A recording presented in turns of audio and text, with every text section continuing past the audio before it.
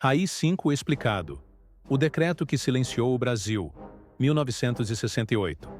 Um país vai dormir com uma Constituição e acorda com outra regra do jogo.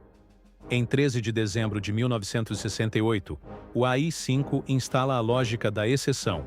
Congresso sob risco, direitos suspensos, censura como rotina e medo como política. Este vídeo abre a porta para aquela noite. Volta ao ano incendiado por estudantes e pela recusa do Congresso em entregar um deputado à punição do governo. Destrincha o texto do decreto linha por linha e mostra como a máquina funcionou nos palcos, nas redações, nas universidades e nas casas comuns. Não é aula fria, é um mapa de sobrevivência cívica. Entender o que foi feito, por que foi feito e como ainda ressoa quando se discute liberdade de expressão, papel do legislativo e limites do executivo. É um convite direto. Leia os fatos, reconheça os sinais e decida que país você quer defender.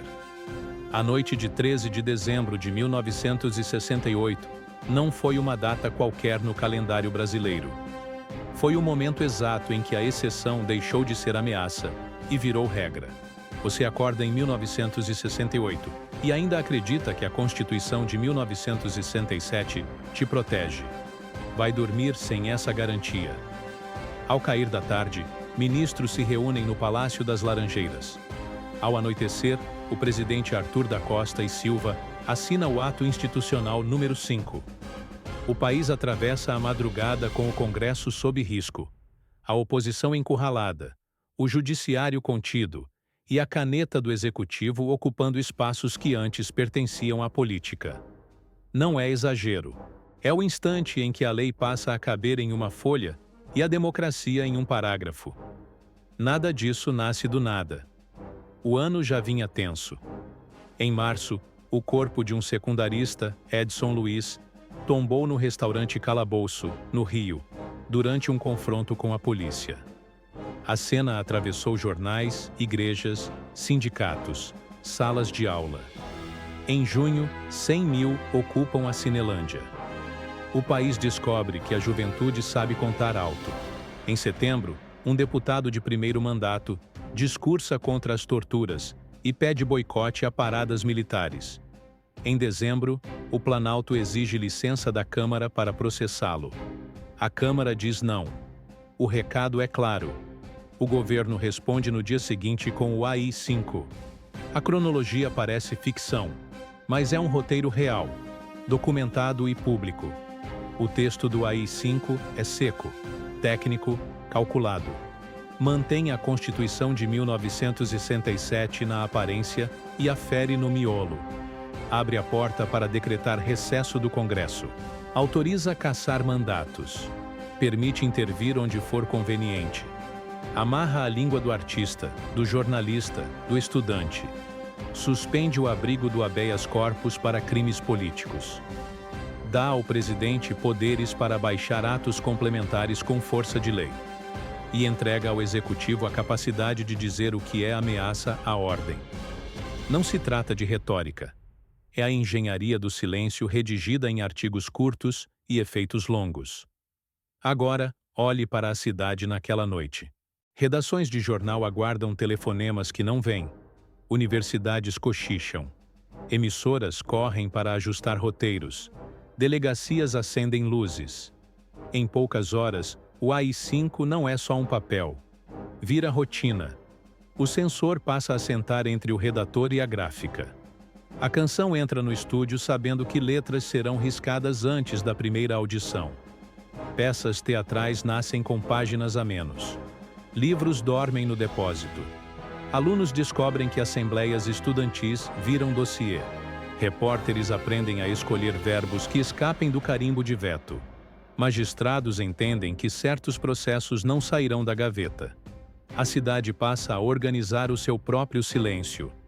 O que assusta não é apenas o alcance do decreto. É a velocidade com que o país se adapta a ele. Governadores calculam custos e benefícios. Parlamentares simulam normalidade durante o recesso. Empresários respiram aliviados com a promessa de ordem e previsibilidade. Jornais que aplaudem hoje publicarão desagravos amanhã. Há quem diga que era necessário para conter a radicalização. Há quem saiba, de imediato, o tamanho da conta.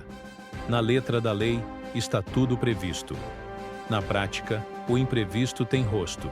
Prisões sem mandado, interrogatórios sem defesa, exílio sem volta marcada, desaparecimentos sem certidão.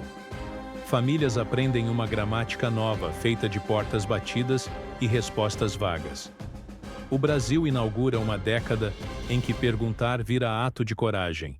Este vídeo começa aqui, nessa noite fechada, que reescreve os limites do possível.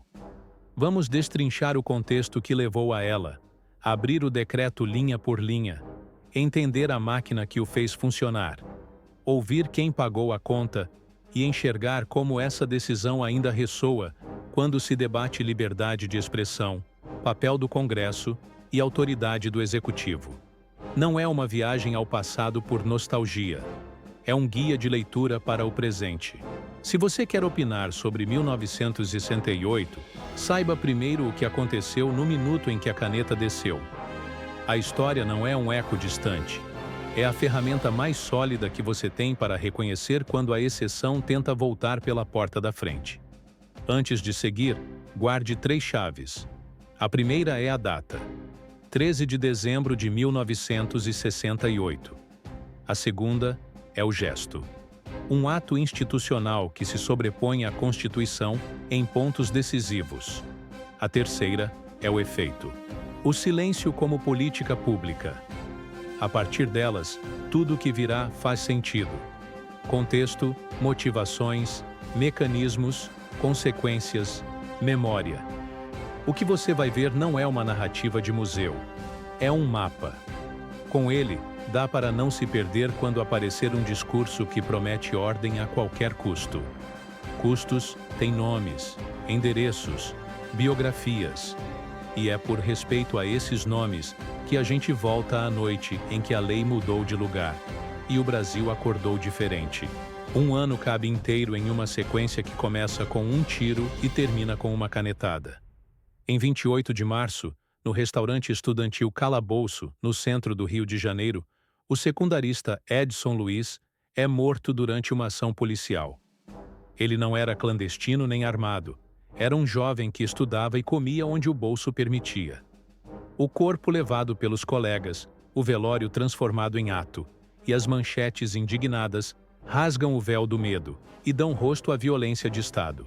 Dali em diante, o estudante anônimo vira símbolo nacional, e 1968 ganha um novo ritmo. A história do AI-5 não começa no gabinete, começa nesse refeitório. A resposta vem das ruas com velocidade. A missa de 7º dia se transforma em marcha. Padres formam um corredor humano para proteger estudantes que retornam da cerimônia, e fotógrafos registram batinas erguidas como escudos. A cena circula o país não apenas como notícia, mas como metáfora. Se um garoto pode morrer num bandejão, qualquer cidadão está exposto. A percepção muda o tom do debate, aproxima gerações, enfraquece o discurso da ordem automática e transforma a juventude em vetor político. Junho não apaga a chama. Aviva! Em 26 de junho, a Cinelândia vira sala de aula a céu aberto e o Rio aprende um número novo. 100 mil. Estudantes, artistas, intelectuais, religiosos, trabalhadores e gente comum atravessam o centro com disciplina rara. Não é tumulto, é coreografia cívica. A passeata dos 100 mil prova que existe massa crítica disposta a se organizar sem violência. Desmonta o estereótipo conveniente do agitador isolado e obriga o governo a reconhecer que, pela primeira vez, desde 1964, a rua tem gramática própria. A força dessa marcha não está apenas na quantidade, mas na composição social e na mensagem. Participação política não é concessão, é prática. A política institucional sente o impacto e tenta absorver a pressão. Em 2 de setembro, no plenário da Câmara, o deputado Márcio Moreira Alves transforma o incômodo difuso em gesto claro. convoca a sociedade a recusar as paradas militares do 7 de setembro e a refletir sobre o papel da farda quando a força substitui a persuasão. A fala acerta o centro do problema desde março: o uso da violência como método de governo. Para a base do regime, é afronta imperdoável. Para a oposição, é o exercício legítimo da imunidade, a ferramenta que protege a palavra minoritária quando o clima é hostil. O discurso, aparentemente mais um entre tantos, torna-se linha de corte. Começa então a disputa que explicaria a véspera do AI-5. O Ministério da Justiça pede licença à Câmara para processar o deputado e, por trás do rito, testa o último dique institucional que separa crítica e crime. A negociação se arrasta por semanas, sob pressão do Planalto e vigilância da opinião pública. No dia 12 de dezembro, a Câmara diz não ao pedido.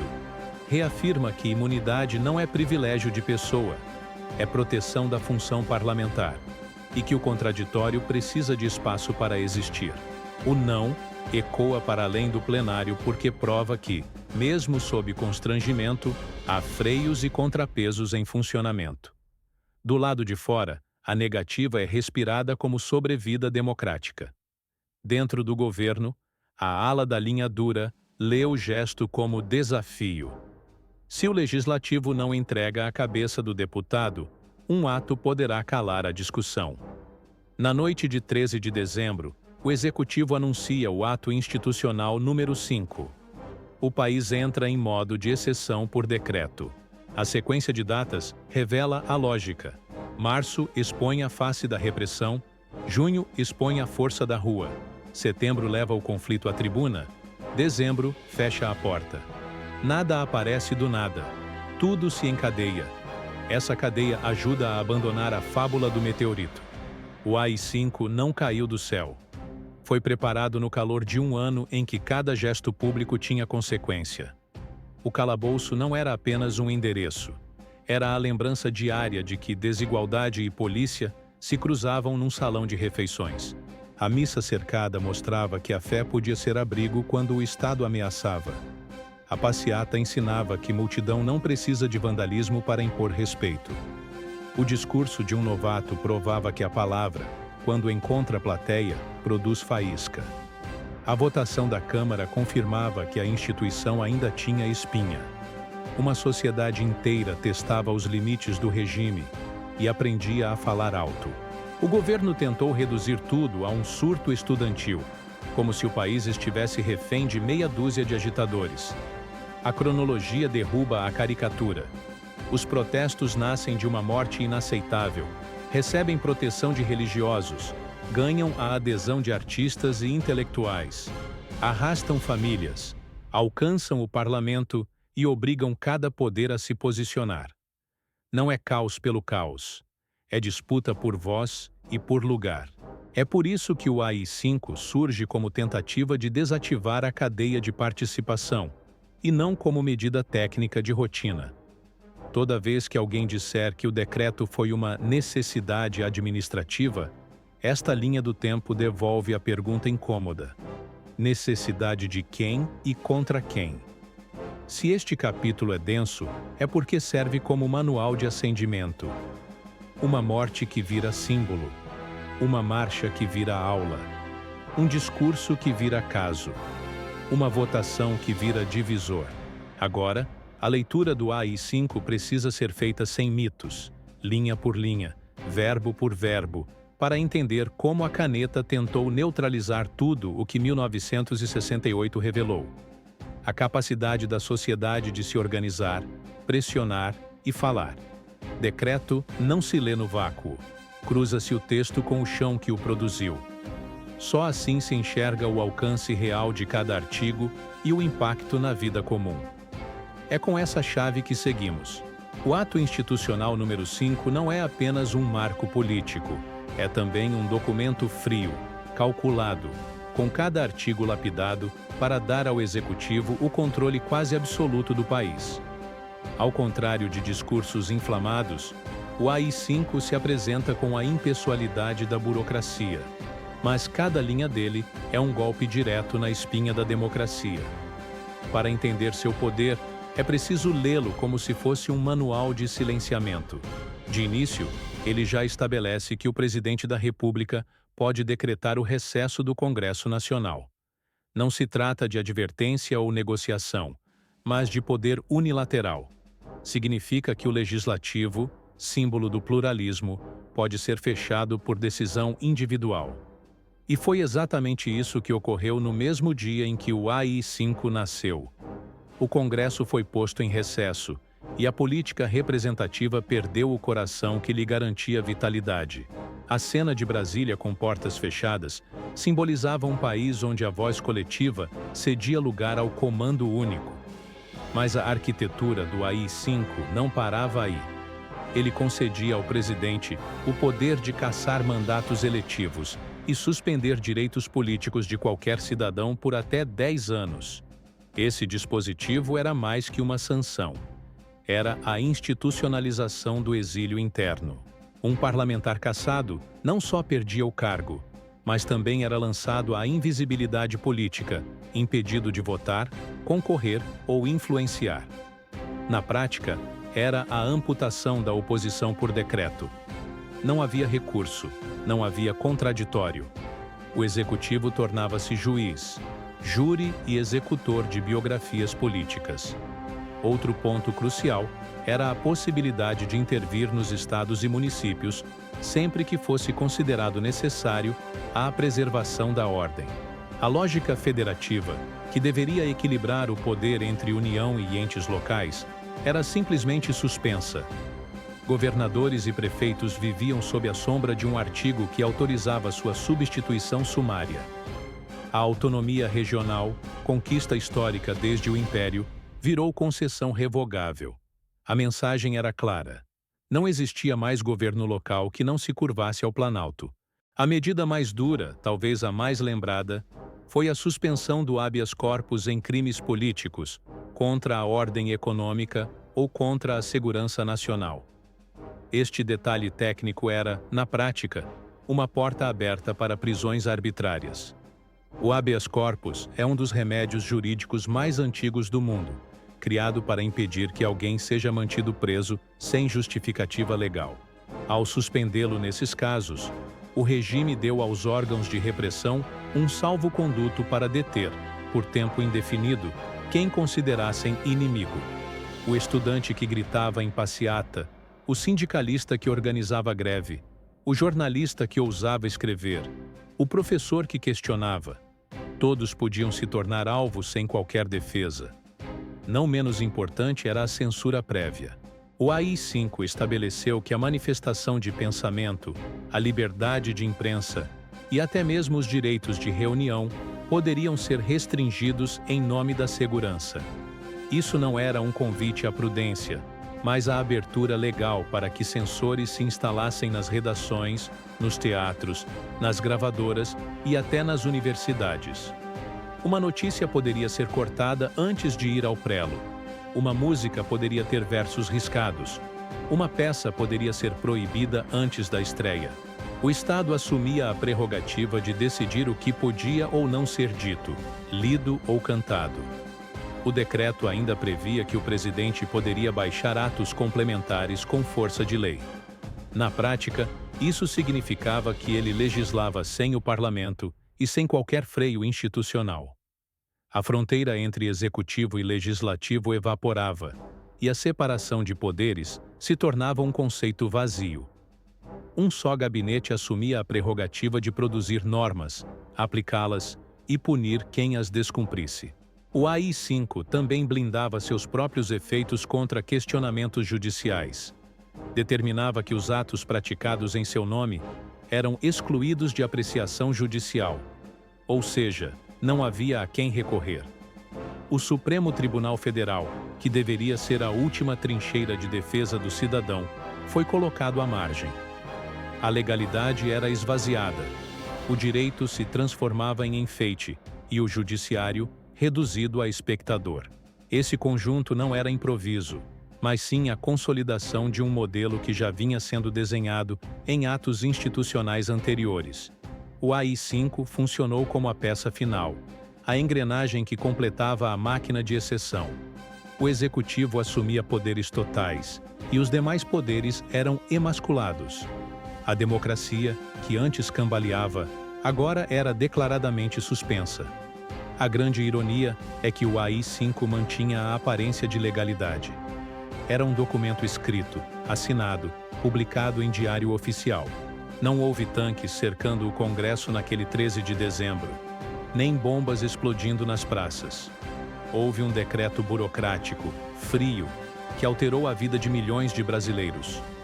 O silêncio não foi imposto apenas pela força física, mas pelo ritual administrativo que disfarçava a ruptura como se fosse uma medida jurídica. O Brasil amanheceu no dia seguinte, com jornais trazendo um texto seco, mas por trás dele havia a legitimação da repressão. Essa dissecação do AI-5 mostra que o golpe de 1964 ainda não tinha alcançado todo o seu potencial autoritário até aquele dia. O decreto foi o ponto de virada.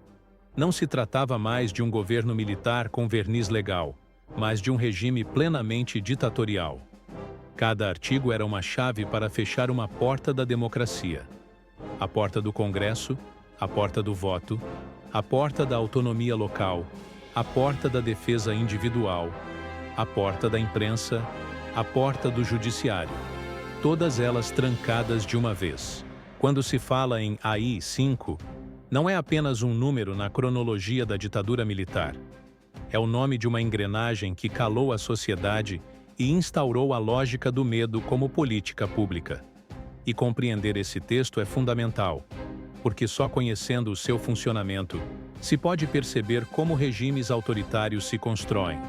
Muitas vezes não pela explosão de violência, mas pelo acúmulo de artigos, parágrafos e decretos que lentamente transformam exceção em regra. O AI-5 forneceu os instrumentos legais, mas foi a engrenagem repressiva que transformou o decreto em cotidiano. O Serviço Nacional de Informações, SNI, assumiu o papel de cérebro da vigilância.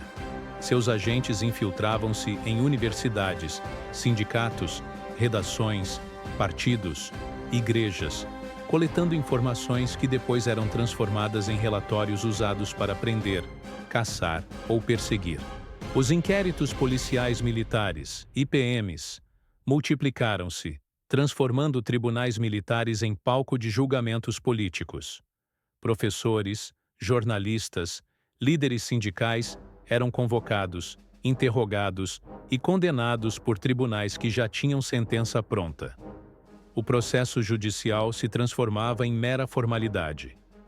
A justiça militar ganhou poder extraordinário, julgando casos que antes seriam de tribunais civis. Isso retirava da população a última defesa de imparcialidade. Ao mesmo tempo, a censura prévia se espalhou. Jornais recebiam listas de assuntos proibidos. Músicas eram vetadas antes mesmo de serem gravadas. Peças teatrais eram mutiladas. Filmes eram barrados. Professores eram demitidos por subversão. Essa rotina construiu um ambiente de autocensura. Muitos passaram a se calar antes mesmo da chegada do censor. O medo se tornou o censor mais eficiente, porque se instalou dentro da mente das pessoas. O Brasil aprendeu a medir palavras, a evitar temas, a esconder pensamentos. A máquina repressiva funcionava em silêncio, mas com eficácia brutal. Sua maior vitória não foi apenas prender ou censurar, mas transformar a sociedade em cúmplice involuntária de sua própria mordaça. O impacto do AI-5 não se limitou à política formal. Ele atravessou a cultura, a arte e a educação, moldando uma geração inteira sob a sombra da censura. Canções populares eram cortadas ou proibidas. Músicos como Chico Buarque, Caetano Veloso e Gilberto Gil tiveram letras alteradas, discos vetados, espetáculos interrompidos. A música, que era uma das maiores formas de expressão social, passou a ser território minado. No teatro, peças eram submetidas a censores que cortavam diálogos inteiros, proibiam encenações ou exigiam alterações grotescas que desfiguravam a obra. Muitos grupos teatrais passaram a criar metáforas sofisticadas para driblar a censura. Mas mesmo essas estratégias eram arriscadas. Na literatura, livros foram apreendidos, editoras perseguidas, autores exilados. Bibliotecas escolares escondiam obras consideradas subversivas. No jornalismo, reportagens eram cortadas, páginas inteiras eram substituídas por receitas de bolo ou poemas sem sentido para preencher o espaço do que fora censurado. O leitor percebia o silêncio pelas lacunas. Nas universidades, professores foram demitidos, cursos foram alterados, assembleias estudantis foram proibidas. O espaço do pensamento crítico foi reduzido a quase nada. Muitos intelectuais escolheram o exílio como forma de sobreviver. Esse impacto cultural é fundamental para compreender a extensão do AI-5. Ele não apenas calou a política, mas também a imaginação. O Brasil daquela época viveu um apagamento cultural planejado, que buscava domesticar a criatividade e alinhar a produção artística à narrativa oficial do regime. Ainda assim, mesmo nesse terreno árido, resistências surgiram. Canções cifradas, peças de teatro metafóricas, obras literárias disfarçadas de alegorias. A censura tentou sufocar, mas também forçou a arte a se reinventar, criando um patrimônio simbólico que até hoje ecoa. O AI-5 não apenas calou vozes. Ele tentou reprogramar a cultura, a memória e a forma como uma sociedade imagina a si mesma. Entender esse impacto é compreender que a ditadura não foi apenas política. Foi também uma ditadura sobre a imaginação. O AI-5 não foi apenas um decreto perdido no tempo, mas um divisor de águas que deixou cicatrizes profundas no Brasil. Ele abriu caminho para o chamado milagre econômico, um período em que o crescimento do PIB e a propaganda oficial vendiam a imagem de um país moderno, em progresso, em obras grandiosas. Os números impressionavam, os jingles martelavam otimismo, mas sob o verniz do desenvolvimento escondia-se uma conta impagável. A dívida externa disparava, a desigualdade aumentava e os benefícios não chegavam à maioria. Era a prova de que ordem e crescimento não andavam de mãos dadas com liberdade.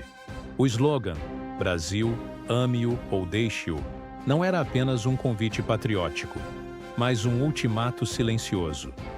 Quem criticasse deveria se calar ou partir. No mesmo período, a repressão atingiu o cotidiano de milhares de famílias. Prisões sem julgamento, cassações sumárias, exílios forçados e desaparecimentos marcaram uma geração. A suspensão do habeas corpus permitiu que estudantes, sindicalistas, jornalistas e cidadãos comuns fossem arrancados de suas casas e nunca mais voltassem. Centros de tortura, como o DOI-CODE, funcionavam em várias capitais, com métodos brutais que deixaram marcas físicas e psicológicas. Famílias inteiras viveram décadas sem respostas, buscando informações sobre filhos, pais e irmãos que simplesmente desapareceram. O silêncio imposto pela lei se transformou em luto coletivo. O AI-5 também consolidou o Brasil dentro de um esquema maior de repressão internacional. A partir dele, a ditadura brasileira fortaleceu sua cooperação com regimes vizinhos naquilo que, anos depois, ficaria conhecido como Operação Condor. Fronteiras foram atravessadas para prender e eliminar opositores. A repressão deixou de ser apenas nacional. Tornou-se parte de uma engrenagem regional de controle político, mostrando que 1968 não se limitou às ruas do Rio ou às salas do Congresso, mas ecoou por todo o Cone Sul. E, no entanto, mesmo diante da brutalidade, a resistência não desapareceu. Greves operárias, movimentos estudantis, canções metafóricas, jornais clandestinos, protestos de artistas e intelectuais mantiveram acesa a chama da oposição. A abertura lenta, gradual e segura dos anos 1970 foi menos uma concessão do regime e mais o reconhecimento de que a sociedade não podia ser mantida indefinidamente sob mordaça. Quando a redemocratização chegou, em 1985, ela não foi presente dos generais, mas conquista de quem resistiu. Hoje, o AI-5 permanece como memória incômoda e alerta vivo. Há quem tente relativizar, chamar de necessidade histórica, ou reduzir a ditadura a uma disputa ideológica. Mas os fatos falam por si. Em 1968, um ato administrativo foi capaz de calar um país inteiro, e suas consequências se espalharam por décadas. Entender esse passado não é insistir na dor, mas impedir que ela se repita. Democracias não ruem apenas por tanques, mas também por decretos, discursos e consensos fabricados. O AI-5 ensina que a liberdade pode ser suspensa com a mesma frieza de uma assinatura. O legado de 1968, portanto, é duplo. De um lado, a lembrança da noite em que o Brasil escolheu o silêncio. Do outro, a lição de que cada geração precisa decidir se aceita viver sob esse silêncio ou se assume a responsabilidade de falar. O AI-5 não é só memória. É espelho e aviso. Porque quando se abre mão da liberdade em nome da ordem, descobre-se cedo demais que a ordem sem liberdade é apenas outra forma de medo.